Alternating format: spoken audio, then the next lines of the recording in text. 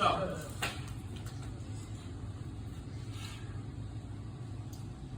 if you remember, everything that we're doing is honestly, I would say it like this. It's, for me personally, all the studies, all the things, I remember it wasn't, just a few short years ago, I was like, didn't want to read the Bible.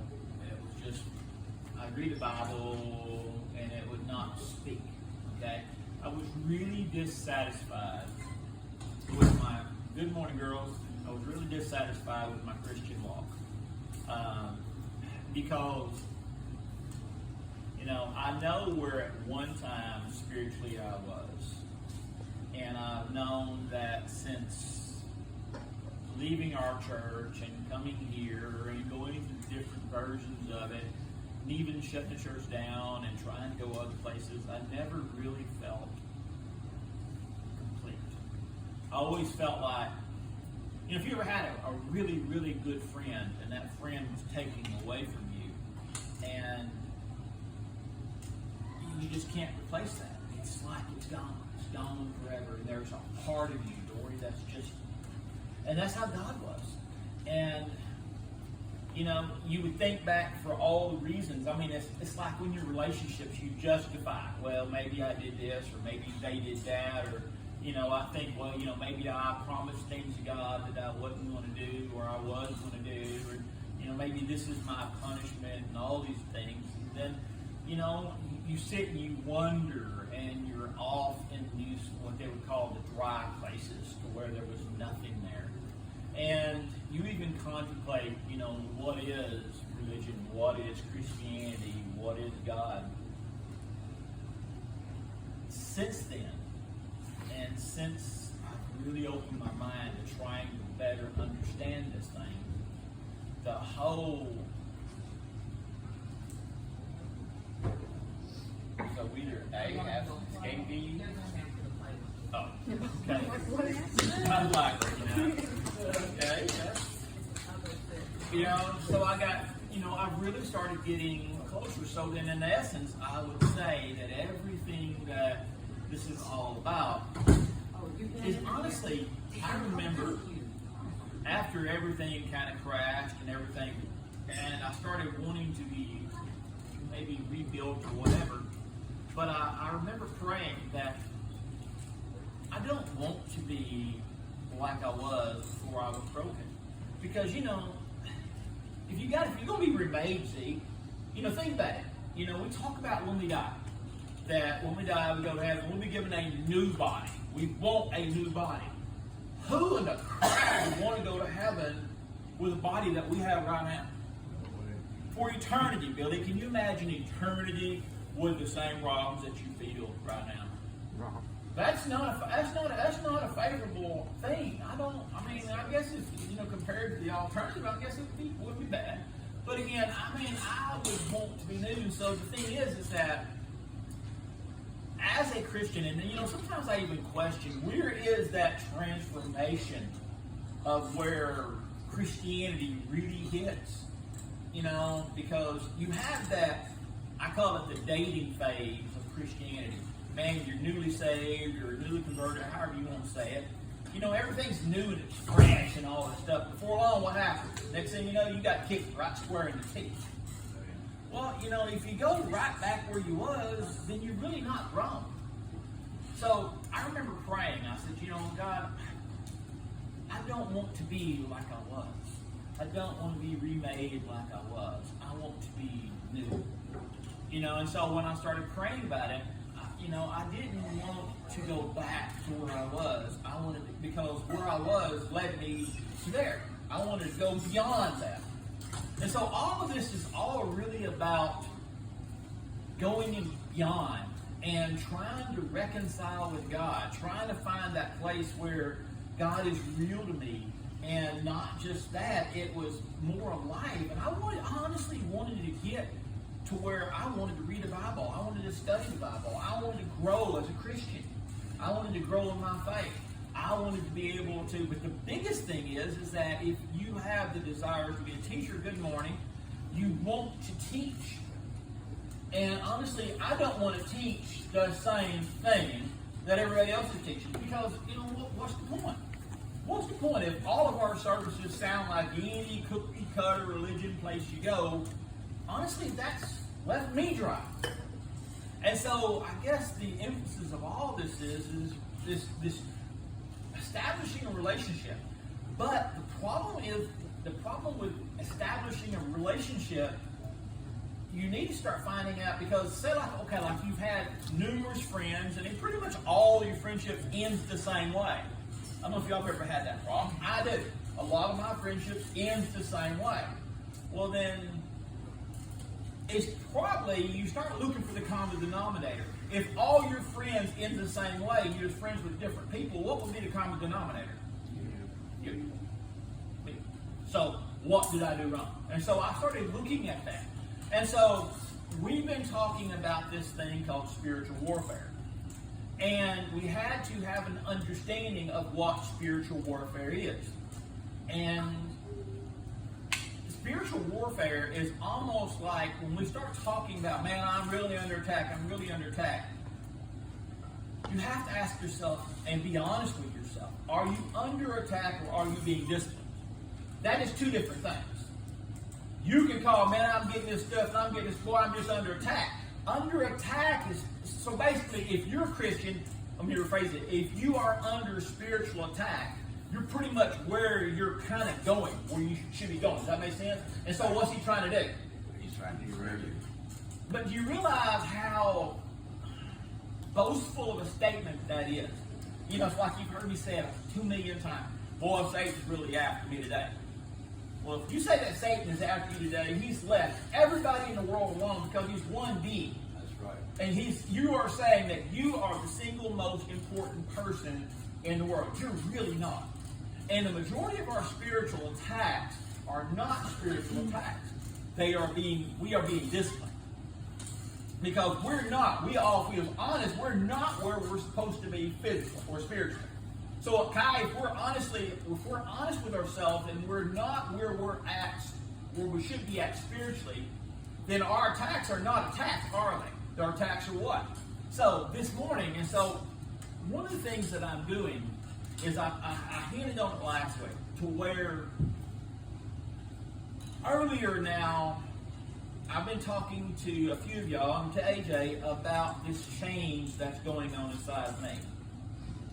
It's like it says that deep beckons deep. So Lance, if you're a deep thinker, deep thoughts beckon you. They draw you in, and you can hear them, and you're wanting to go after them.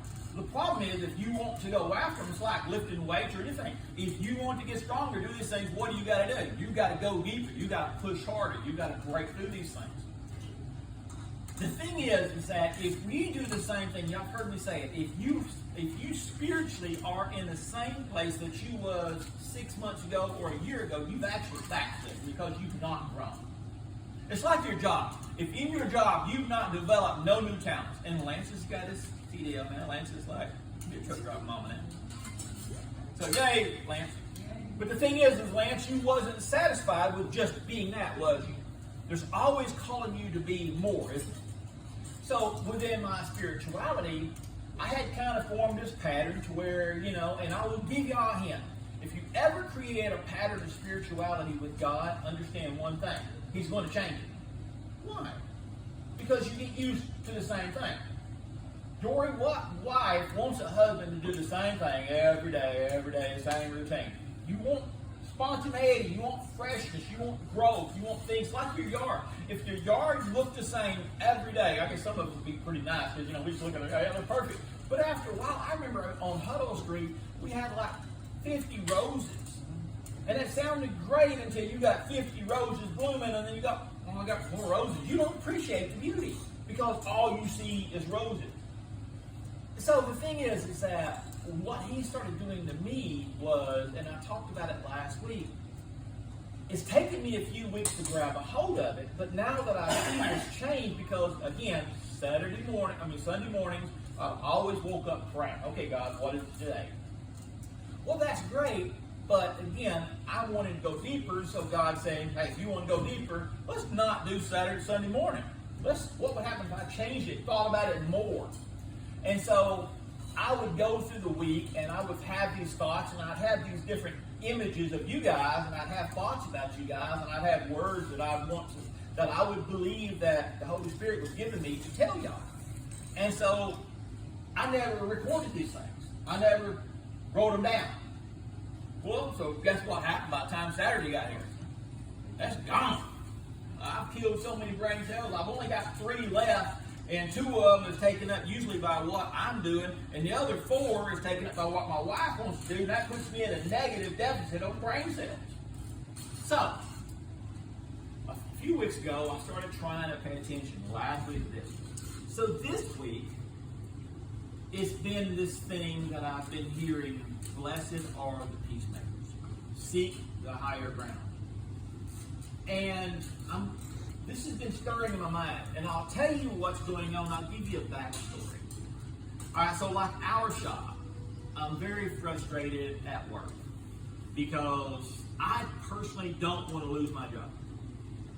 I like my job, and as much as, the thing is that I've learned as a point of maturity to understand that if you think that you're going to get a job that you love, that, man, everything's going to be good, that's not biblical. You go off the model of Eden, right? What happened after man sinned? He fell. And he says, by your sweat you shall what? Earn a living. Now the sweat can be mental sweat or it can be physical sweat. The thing is that you can love what you do but still not like your job. Does that make sense? Because, I said I know plenty of people. Yeah. And they're like that. Got all the money in the world, hate their job. They just got the money, but they hate going to work. Wow. Well, and again, it's not even that. The thing is that work happens honestly at some of the most unopportune times. There's always something that you can like. Oh, I would really like to sleep in an extra hour today. But that's not cool. You just come and you want to. No, you got to be there at a certain time. You got to do these things. So, when I've been dealing with both my boss and my painter, and it's been this thing to where there is this conflict, this underlying conflict. Does anybody have conflicts at work besides me? You ain't got to raise your hand, but I happen to have conflicts at work.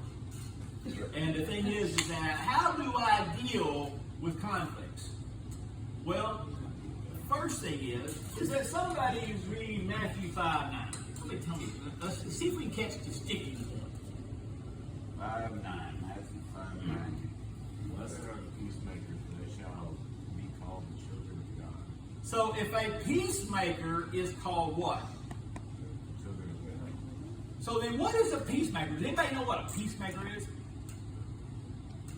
45